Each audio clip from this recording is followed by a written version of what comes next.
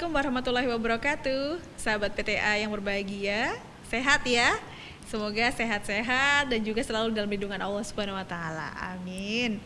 Hari ini sahabat PTA, saya kembali bersama dengan Bapak Dr. Andes Haji Anwar Soleh M.Hum dan kita akan kembali mengupas tentang asas-asas hukum perkawinan. Nah, selamat pagi Pak Anwar. Ya, selamat pagi. Assalamualaikum warahmatullahi wabarakatuh. Waalaikumsalam warahmatullahi wabarakatuh. Pak, melanjutkan pembahasan kita ini tentang asas-asas hukum perkawinan. Kalau kemarin kita sudah membahas tentang perkawinan monogami, kemudian apa saja yang menjadi asas-asas perkawinan di Indonesia. Sekarang yang ingin saya tanyakan adalah tentang perceraian, Pak. Ini kan juga diatur dalam undang-undang perkawinan ya Pak ya. Nah, kalau perceraian itu kan sebenarnya sesuatu yang dimurkai oleh Allah Subhanahu wa taala. Lalu bagaimana Pak kaitannya dengan di dalam hukum, di dalam undang-undang perkawinan sendiri? Kaitannya dengan yang mempersulit terjadinya perceraian gitu ya Pak ya. Jadi begini, justru dengan adanya hadis yang disebutkan oleh Mbak tadi, itu abghadul halali ilallahi at-talaq. Hal yang paling dibenci oleh Allah adalah talak, terjadinya talak. Itu sangat pas dengan Undang-Undang Perkawinan nomor 1 tahun 1974. Jadi asas Undang-Undang Perkawinan nomor 1 tahun 1974 itu mempersulit terjadinya perceraian. Tidak boleh kok pegatan, wis pokoknya asal pegatan ngono wae wis ora ana jlundrunge aku wis ra seneng bojoku tak pegat, ndak boleh. Jadi bisa seasal itu bisa, ya Pak. Ndak bisa asal-asalan, ndak bisa asal-asalan. Jadi ya untuk terjadi perceraian itu mesti harus ada alasan-alasan yang sesuai dengan undang-undang lah. Maka apa itu di dalam undang-undang perkawinan itu tadi asasnya mempersulit terjadinya perceraian. Nah, itu sejalan dengan Al-Qur'an. Di Al-Qur'an itu kan dikatakan demikian. Fa in ata'nakum fala tabghu 'alaihinna sabila. Kalau istrimu itu sudah mentaati kamu, bojone wis manut, wis apik, wis ora aneh-aneh, fala tabghu 'alaihinna sabila. Kamu suami-suami jangan cari-cari jalan untuk menceraikannya. Kamu bojone wis apik, wis manut, wis dadi bojo sing yo benar-benar menetapi tugas-tugas sebagai istri, kok digolek-goleke dalan gandeng wis bosen kepengin dipegat, itu enggak boleh. Jadi harus tetap istri yang sudah baik, sudah ata'nakum, sudah taat itu harus dikondeli sebagai istri yang baik. Nah ini maka undang-undang perkawinan itu sejalan dengan Al-Qur'an. Pas persis, wis ora beda. Karena itulah sebabnya maka kalau di dalam undang-undang perkawinan itu untuk tata cara perceraiannya, alasan perceraiannya itu diatur di dalam peraturan pemerintah nomor 9 tahun 1975. Nah ini saya bacakan tuh. Perceraian dapat terjadi karena alasan atau alasan-alasan A. Salah satu pihak berbuat zina atau menjadi pemabuk, pemadat, penjudi dan lain-lain sebagainya yang suka disebutkan. B. Salah satu pihak meninggalkan pihak lain selama 2 tahun berturut-turut tanpa izin pihak lain dan tanpa alasan yang sah atau karena hal lain di luar kemampuannya. C. Salah satu pihak mendapat hukuman penjara 5 tahun atau hukuman yang lebih berat setelah perkawinan berlangsung. D. Salah satu pihak melakukan kekejaman atau penganiayaan berat yang membahayakan pihak yang lain. E. Salah satu pihak mendapat cacat badan atau penyakit dengan akibat tidak dapat menjalankan kewajiban sebagai suami atau istri. F. Antara suami dan istri terus-menerus terjadi perselisihan dan pertengkaran dan tidak ada harapan akan hidup rukun lagi dalam rumah tangga. Lah ini, jadi betul-betul orang cerai itu diatur, ora kok anggere pengen pisah, pengen balen meneh, tidak, harus ada alasannya. Terutama ini yang sering terjadi, percekcokan terus-menerus lah.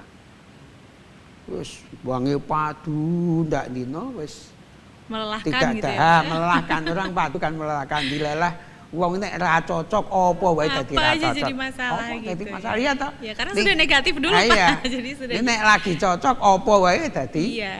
Dadi cocok. Sing ra cocok dadi cocok. Nek sing ora cocok apa-apa dadi masalah. Lah inilah maka di dalam berumah tangga itu kan harus ada seninya. Iya, seni berumah tangga. Seni berumah tangga. Bagaimana itu makanya kan supaya tidak banyak cerai itu kan di dalam di dalam kitab dalam kitab itu diterangkan supaya nih ora terjadi percekcokan, kalau suami marah istri supaya diam, tapi kalau istri baru marah suami diam ngenteni engko nek wis lerem. Nek saut-sautan itu karena ini percekcokan ini yang banyak terjadi perceraian ya karena cekcok terus-menerus tadi.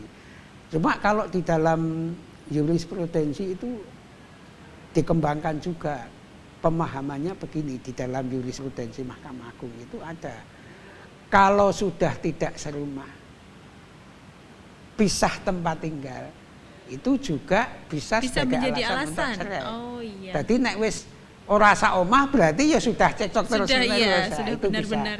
Molong hati-hati kalau padu, kalau baru bercekcok dengan suami ya ora sah mulih, tidak usah purek ninggal rumah, ya sing siji turun ning kamar kene, sijine ning kamar kene, sijine turun kene tetap sak omah. Karena nanti kalau sudah pisah tempat tinggal, lah itu sudah jadi masalah itu nanti. Lah ini diantaranya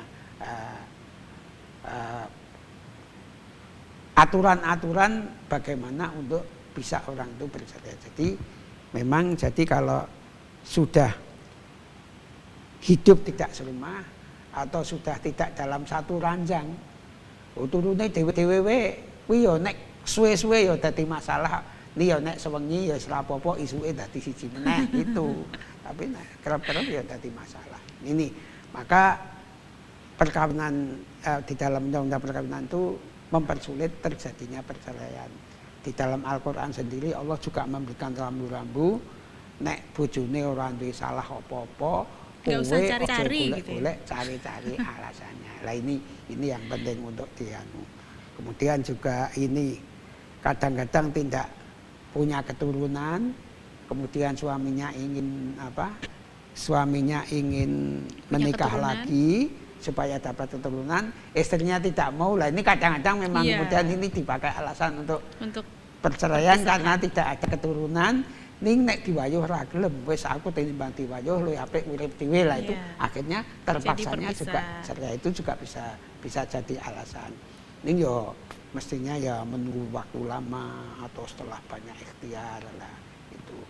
Tapi kalau memang yang itu tadi alasan bangsa mabuk-mabukan itu memang berat itu Pak. Iya, kadang-kadang nek wis kadang-kadang mbok kowe iki berhenti mabuk itu kadang-kadang orang tuh pilihan wis luwih apik aku pilih tetap mabuk tinimbang harus tinggal mabuk. Berhenti mabuk lebih baik cerai kadang-kadang memang itu ya. Kalau sudah begitu ya istri bagaimana juga ada hak untuk menggugat cerai. Ya saya kira ini untuk bahkan karena perceraian ini juga sebuah perbuatan yang tidak patut begitu ya kalau dalam Al-Qur'an. Peradilan agama sendiri menyediakan mediasi ya Pak ya. Ya, itulah bagus sekali. Untuk mencegah gitu.